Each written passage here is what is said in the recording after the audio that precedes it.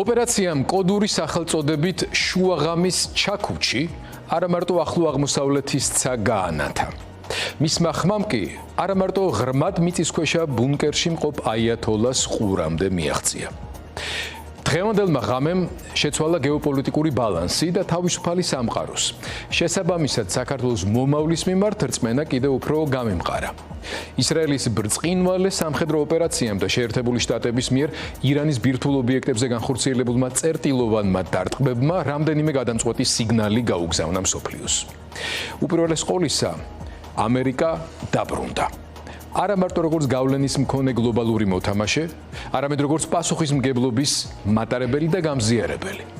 მან თავისუფლებასა და უსაფრთხოებას შორის ყალბი არჩევანი არ დაუშვა. მშვიდობა განსაზღვრა როგორც ამ ორი ცნების, ანუ თავისუფლებისა და უსაფრთხოების სინთეზი. და სწორედ ეს არის პასუხისმგებელი ლიდერობის ნიშანი. მეორე, პრეზიდენტ ტრამპის გადაწყვეტილებამ, რომელიც მრავალთვიანი მოლაპარაკებების ჩავარდნის და ულტიმატუმის შემდეგ იქნა მიღებული, დაადასტურა. თავისუფალ სამყაროში სიტყვას და მუქარას კვლავ აქვს ფასი. წითელი ხაზები, რომლებიც წარსულში არაერთხელ დაირღვა, გავიხსენოთ ობამა, სირია და ქიმიური იარაღის გამოყენება, ახლა რეალურად ამოქმედდა. ტირანიებისთვის ეს ცალსახა სიგნალია. პასუხისმგებლობა გარდაუვალია და მას ძალიან მძიმე ფასი ექნება. მესამე, ბოროტების ღერძი შეირყა.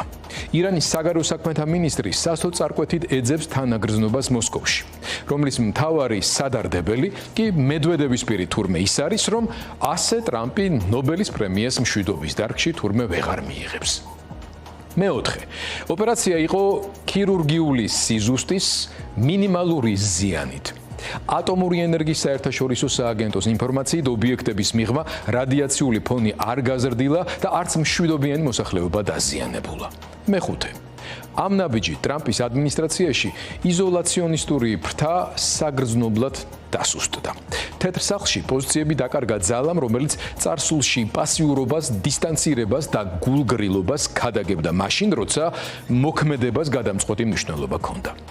რა თქმა უნდა, ამ სამხედრო ოპერაციის საბოლოო შედეგებზე საუბარი ნაადრევია.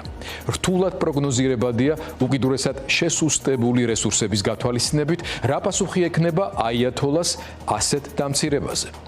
ჭორები იმაზე, რომ თითქოს გამდიდრებული ურანის ნაწილის გატანა მოასწრეს, ან მინიშნებები მოსკოვიდან, რომ არიან ქვეყნები, რომლებმაც დამარცხებულ ირანს შესაძლოა ბირთვული ქობინები მიაწოდონ, რა თქმა უნდა, უკიდურესად საყურადღებოა. თუმცა, იმის გათვალისწინებით, თუ ინფორმატიულობის და დაზვერვითი მონაცემების როგორ სიღრმეს და სიზუსტესაც ფლობს, მოსადი.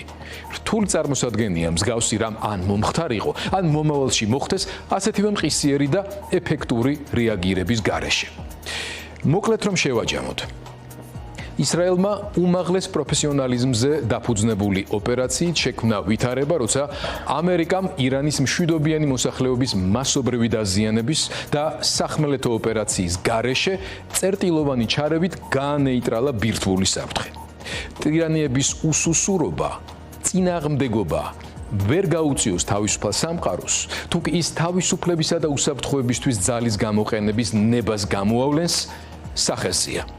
ამ ისტორიაში, უფრო ზუსტად კი მართლაც ისტორიულ მოვლენაში, ესაა მთავარი.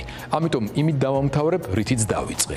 შუაღამის ჩაქუჩმა არა მარტო ახლო აღმოსავლეთის ცა გაანათა. მისმა ხმამ კი არა მარტო ღრმად მიწისქვეშა ბუნკერში მყოფ აიათოლას დაუფრთხო წილი.